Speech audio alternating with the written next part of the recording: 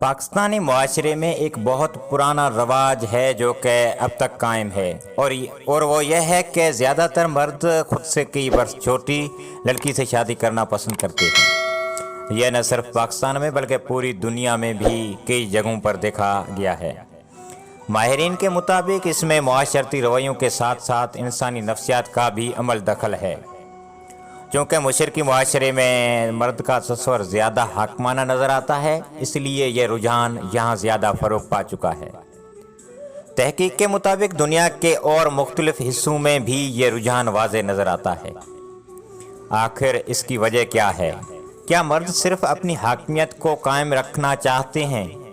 क्या मर्द को छोटी उम्र की लड़की से ज़्यादा दिलकशी महसूस होती है?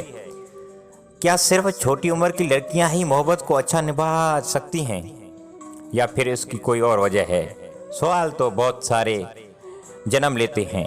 माहिरीन नफ्सियात के मुताबिक मुआशरे में मर्दों की हाकमियत पसंद फितरत की वजह से ही यह रुझान आम है।